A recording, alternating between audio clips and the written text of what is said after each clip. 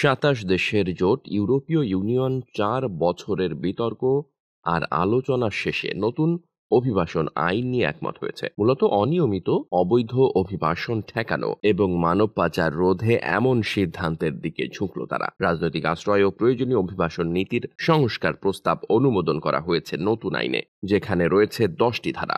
প্রতিটি দেশের সীমান্তে বসছে কড়া নিরাপত্তা, আর দায়িত্ব ভাগ করে নেবে সদস্য দেশগুলো।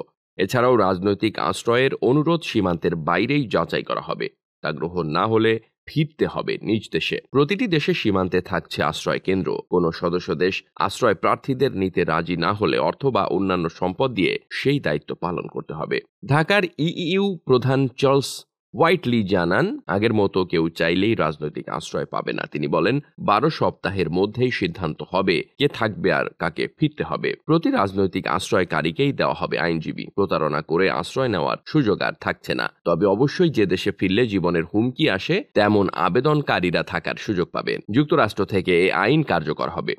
নতুন নিয়মে যেমন অবৈধ অভিবাসন কমবে, তেমনি সুগম হবে দক্ষ শ্রমিকের পথও। চার্লস হোয়াইটলি বলেন, আমার মনে হয় বাংলাদেশিদের জন্য, বিশেষ করে দক্ষ এবং মেধাবীদের জন্য দারুণ সুযোগ। এখন অভিবাসনের জন্য তারা বৈধ উপায়ে আবেদন করতে পারবেন। পাশাপাশি ভালো পেশা, উন্নত জীবনমানও নিশ্চিত হবে। একই সঙ্গে সরকারের মানব পাচার রোধের যে চেষ্টা রয়েছে সেটিও এগিয়ে নেওয়া সহজ হবে।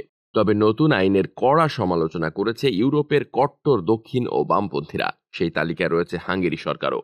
এর বিপরীতে নীতি নির্ধারকরা যুক্তি দিয়েছেন, 2023 সালের শুধু ইউক্রেন থেকেই পালিয়ে ইউরোপে ঢুকেছে প্রায় 11 লাখ আশ্রয় প্রার্থী। বছরের গড় হিসেবে যা 2022 সালের তুলনায় 77% বেশি। ডেস্ক রিপোর্ট, বার্তা বাজার।